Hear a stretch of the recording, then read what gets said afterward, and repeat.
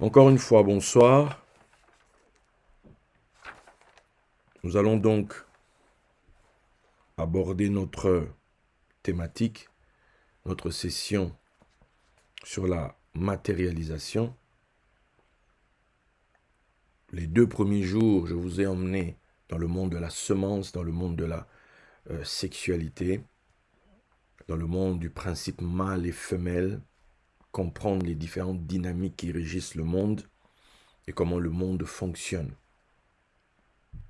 Vous n'avez qu'à voir, dans le monde occidental dans lequel nous vivons,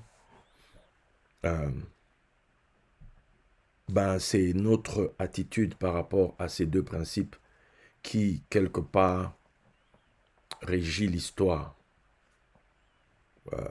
du monde occidental, si on peut dire.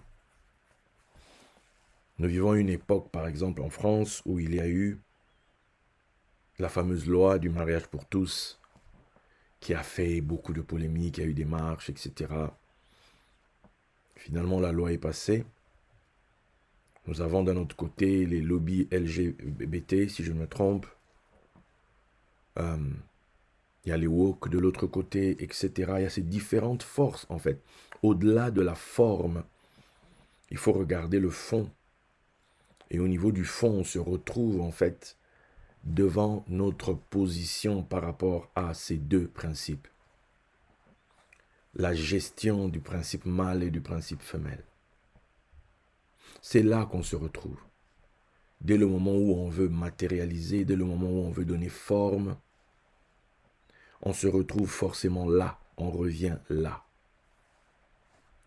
D'un autre côté, on a le mariage, les différents types de mariage, puisque quand on parle de mariage pour tous, si on reste sur le français, pour tous, ça signifie que tous, puisque tous c'est tous, peuvent prétendre au mariage.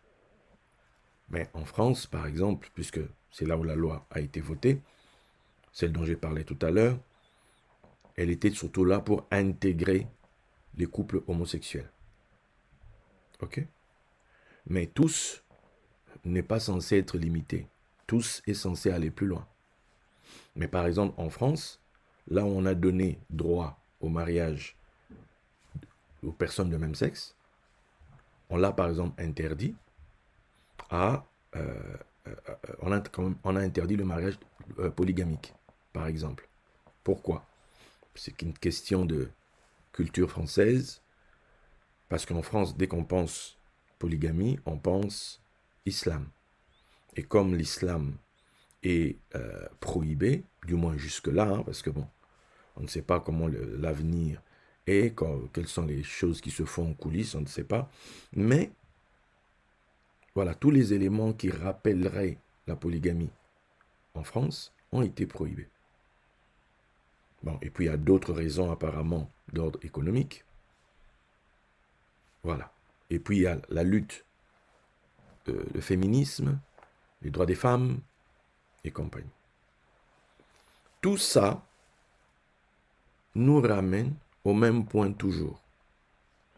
Ça nous ramène au point du principe mâle et du principe femelle. Quelle définition, quelle approche on en a? Et chaque peuple, de par sa culture, de par son histoire, de par sa religion, de par ses traditions, a fait le choix de l'un ou de l'autre, a fait le choix de rejeter l'un ou d'approuver l'autre. Et ceci en fonction du projet de ce peuple-là. Vous allez dans un pays comme, je pense, c'est l'Érythrée ou un autre, je ne sais plus, où majoritairement, vous le concéderez, musulmans, où on voudrait, parce que la population est peu nombreuse, on voudrait augmenter la population. Donc, on a demandé aux gens d'avoir, on a libéré la fameuse loi de qu'un homme peut avoir jusqu'à 4 femmes, par exemple. Est-ce que tous les hommes doivent avoir 4 femmes? Non. On a juste dit que tous les hommes pouvaient. Et que ceux qui allaient dans cette direction-là, l'État les aiderait. C'est comme dans certains pays où on a voulu que des couples aient des enfants. Et il y a eu politique d'accompagnement de cet état-là, de ceux qui étaient là. Pourquoi? Pour aider les familles qui auraient beaucoup plus d'enfants, de pouvoir subvenir aux besoins, etc. Donc, on voit bien que cette histoire-là est assez sensible. On prend le cas, par exemple, de la Chine à une époque où c'était la politique de l'enfant unique. Parce qu'ils ne voulaient pas, ils étaient déjà suffisamment nombreux et ils voulaient un peu essayer de maîtriser, de contenir tout ça. Et puis après, ils ont admis qu'on pouvait passer, les familles pouvaient avoir 2 enfants. Donc, il y a même des fois où, si c'était une fille, apparemment on l'a jetée, ou bref, tout ça pour vous faire comprendre que c'est une question sensible, c'est une question qui touche aux sensibilités des uns et des autres, qui touche à l'histoire des uns et des autres. Pour peu qu'on ne s'élève pas à un certain niveau, pour comprendre, en fait, qu'est-ce qu'on est en train de nous dire? Dans l'enseignement que je donne dans ce ministère, il y a un verset qui dit, Galates 5, 1. C'est pour la liberté que Christ nous a affranchis, demeurez donc fermes, ne vous laissez pas mettre de nouveau sous le joug de la servitude. Galates 5, verset 1. Mon enseignement, c'est un enseignement où j'emmène les gens à comprendre le royaume, à comprendre son expression, la malchoute, son expression matérielle, la royauté. Si vous sortez de ça, vous me perdez. Vous ne savez pas pourquoi je parle comme ci, comme ça. Il faut toujours garder ça quelque part dans la pensée. Pour moi, Christ en moi, Christ qui doit être formé, c'est un roi. Chez moi, en tant que mâle, et chez une personne féminine, forcément, Christ va se manifester comment? Puisque le roi cherchera forcément une reine, cherchera le principe en face qui intègre les principes de la royauté. Maintenant, si c'est une femme qui, puisque en Christ, il n'y a ni mâle ni femelle, donc c'est un principe qui peut être saisi par tout le monde. Mais maintenant, pour que Christ soit formé, je voulais aussi enseigner, il y a des années, il y a une préparation pour arriver à ce point-là. Moi, je n'ai pas été un chrétien du genre, je vais à l'église et puis j'ai ma vie, je fais mes trucs. Non, moi j'ai tout mis dedans. J'ai déposé ma vie aux pieds du Seigneur par rapport à l'œuvre qu'il voulait accomplir en moi. Je l'ai suivi sans savoir où j'allais. Et j'en suis là aujourd'hui. Avec le bagage actuel que le Seigneur m'a donné, avec le bagage actuel qu'il a mis dans mon cœur, c'est le fruit de toutes ces années.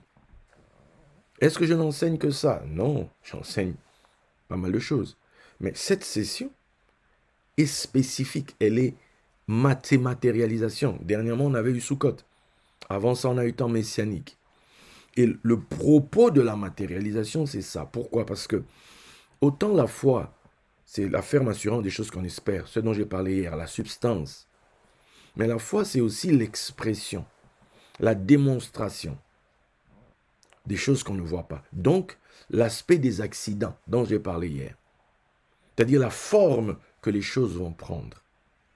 Et la forme que les choses vont prendre, comment quelqu'un va vivre ça, ce n'est pas une forme unique, mais c'est une forme qui va obéir ou bien qui va matérialiser la foi que quelqu'un a reçue. D'où ce texte de Romains 14, vous pourrez lire de 22 à 23, cette foi que tu as, ce n'est pas forcément la foi que j'ai, mais c'est une foi que tu as. Tu l'as eu comment? Parce que tu as reçu. Cette foi que tu as, garde-la devant Dieu. Heureux celui qui ne se condamne pas lui-même dans ce qu'il approuve. Moi, je peux approuver quelque chose que toi, tu n'approuves pas forcément. À la différence, c'est que moi, je suis là pour former les gens, pour les instruire. Et je n'impose jamais mes vues. J'enseigne. Je vous explique. Mais non, les gens sont libres de dire, moi, je ne suis pas d'accord. Libre à lui. Avec les conséquences que cela peut avoir ou ne pas avoir. Mais mon rôle à moi, c'est de montrer, d'expliquer. Parce que on vit aujourd'hui dans une société, d'ailleurs on se plaint de ça, beaucoup de gens se plaignent qu'il n'y a plus de valeur, il n'y a plus de ceci, il n'y a plus de cela, etc., etc., etc. Tout part, voilà, entre les histoires de pédophilie, entre les histoires... Ça part un peu dans tous les sens. Donc c'est la société dans laquelle on vit.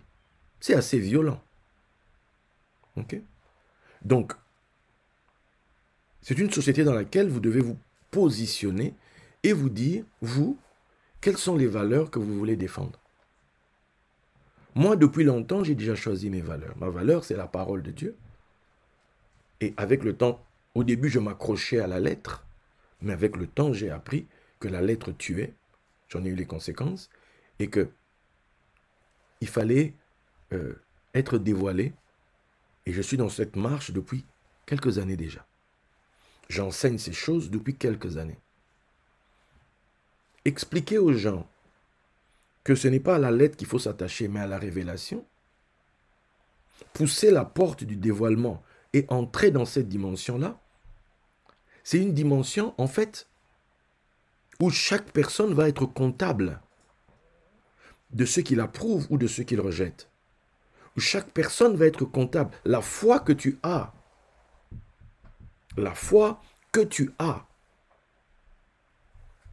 la conviction que tu as, tu vas en être comptable. Moi, en tant que maître spirituel, enseignant, docteur de la parole, vous le savez, pour ceux qui me suivent depuis quelques années, je touche à des domaines, j'explique des choses que tout le monde, les gens évitent d'aller là où moi je vais. Combien de fois j'ai eu à enseigner des choses que même mes propres disciples se sont retournés contre moi parce qu'ils ne sont pas d'accord. Ceux qui m'écoutent, que je considère entre guillemets comme étant mes disciples, mais des fois je me pose la question si c'est le cas, parce qu'un disciple accompli, c'est-à-dire qui suit l'enseignement de son maître, sera comme son maître, parce qu'il est nourri de la nourriture de son maître. Mais quand on en est encore à discuter sur ce que le maître donne, c'est qu'on n'est pas encore son disciple. On est juste quelqu'un qui suit, mais qui n'a pas encore décidé de prendre sa croix, c'est-à-dire l'instrument de mort, où on meurt à soi-même pour intégrer ce qu'on te donne. Donc, quand on en est encore là, à discuter sur ça, non, moi je ne suis pas d'accord avec ce qu'il dit, qu'est-ce que ça fait? Ça signifie que l'œuvre s'arrête en fait. L'œuvre où ce maître-là, qui avait été mis à part pour toi, ça ne peut pas aller plus loin. Pourquoi? Parce que tu bloques. Tu n'es pas d'accord. Mais quand quelqu'un n'est pas d'accord, moi je ne peux pas faire un tour de passe-passe pour passer sa volonté, pour l'obliger à me suivre. Non. Parce que les gens qui me suivent ne m'ont pas suivi par eux-mêmes. Moi je sais que les gens ne me suivent pas par eux-mêmes. C'est Dieu qui m'emmène les personnes. Mais en cours de route, en fonction de l'instruction de l'enseignement, moi, je me souviens encore une dame qui dit qu'elle a vu un songe. On lui a dit, cherche des JA sur les réseaux. Elle a commencé à chercher, elle est tombée sur moi. Parce qu'elle demandait à Dieu, voilà, par rapport à Israël, etc. On lui a dit, Moutamba. Donc, cette dame est venue. Elle m'a expliqué, elle m'a appelé au téléphone. Elle m'a dit que Dieu lui a montré, Dieu lui a parlé. Mais quand elle a commencé à écouter les enseignements de ma bouche, moi que Dieu lui a montré, un jour, elle s'est barrée. C'est là où on se pose la question de savoir quel rapport les gens ont avec Dieu véritablement. Est-ce qu'ils sont dans le rapport où ils obéissent à Dieu, ou ils sont dans le rapport où ils font selon ce qu'ils veulent? Le jour où ça ne leur plaît pas, ils disent « moi je m'arrête parce que ça ne me plaît plus ». Mais c'est justement là que ton histoire doit commencer. Le moment où tu dois mourir à toi-même. C'est là, en fait. Parce que tant que vous pensez que c'est vous qui tenez les rênes de votre vie quand vous marchez avec Dieu, ben jusque-là, Dieu n'a pas pris le contrôle de votre vie. Jusque-là, il ne vous a pas encore convaincu. Jusque-là, vous n'avez pas encore rendu les armes. Jusque-là, c'est encore vous. Or, vous avez besoin que son œuvre s'accomplisse en vous. Or, sa volonté, il exprime par sa parole. Sa volonté et sa parole viennent à vous déjà au travers de ces messagers. Celui qui vous reçoit me reçoit, dit l'Écriture. Celui qui reçoit un prophète en qualité de prophète recevra une bénédiction. Mais on ne peut pas aujourd'hui, on dit on est d'accord, demain, subitement, parce qu'il y a quelque chose que la personne fait ou que la personne a dit, etc., qui ne vous plaît pas, automatiquement non. Moi, je me... Or, c'est là que ton obéissance doit être vue. C'est là.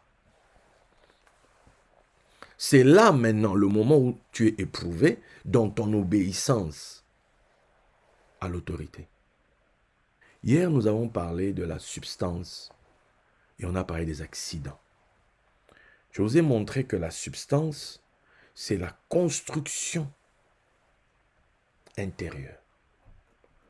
C'est la chose intérieure qui décide de toute la forme extérieure que les choses pourront prendre. C'est à cause de la substance que vous aurez certaines choses ou que vous n'aurez pas. Quelle est l'énergie intérieure qui vous accompagne, qui va générer les accidents? Quand vous faites des offrandes, vous les faites à cause de la substance. En fait, c'est à la substance que vous donnez de l'énergie. C'est à votre substance que vous donnez de la force. C'est à votre substance. C'est à la forme invisible des choses visibles que vous voulez avoir. Ce sont ces offrandes que vous faites du point pour donner de la force à votre substance. C'est ça qui provoque les accidents, qui provoque les mouvements autour de vous. Quand vous lisez 2 Rois 3, là où les rois vont en guerre et que ils ont besoin d'Élisée, etc. Élisée prophétise. Au verset 18, il dira, vous allez prendre toutes les villes de Moab, vous allez tout détruire. Dieu vous livre tout ça.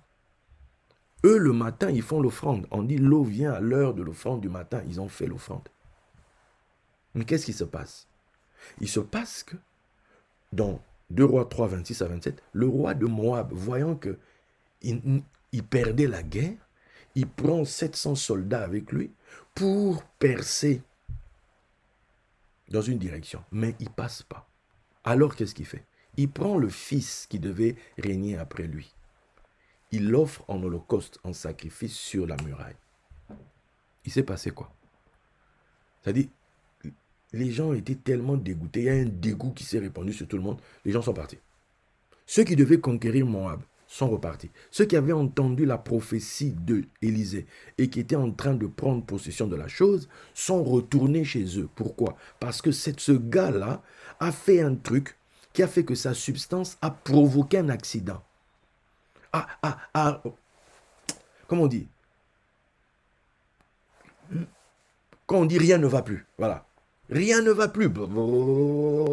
Voilà. Quand le sort en est jeté, tu ne peux plus rien faire.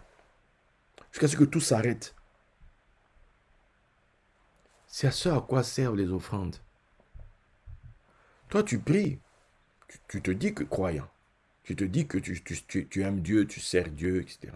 Mais il y a des gens qui ne sont pas comme toi, mais qui, eux, quand ils doivent faire telle ou telle chose, quand ils veulent telle ou telle chose, ils savent exactement que quand ils font des offrandes, que ça va avoir des répercussions. Ils le savent. Ils le font avec cette conviction. Ils savent que ce que je suis en train de faire là, je me taillade. Pourquoi? Pour que il faut que ça bouge. La forme que ça a là, moi, ça ne me plaît pas. Il faut que les choses bougent, il faut que les choses avancent, il faut que. L'offrande, le vœu d'une offrande, le sacrifice que l'on fait, c'est toujours quelque chose qui fait vibrer votre substance. Et la vibration de la substance provoque des accidents à l'extérieur, provoque des mouvements à l'extérieur. provoque le changement de forme à l'extérieur. Des choses qui partaient vont revenir. Des choses que tu perdais vont revenir, etc. Pourquoi? Parce que quelqu'un était malade à l'article de la mort à cause d'une offrande, les choses tournent.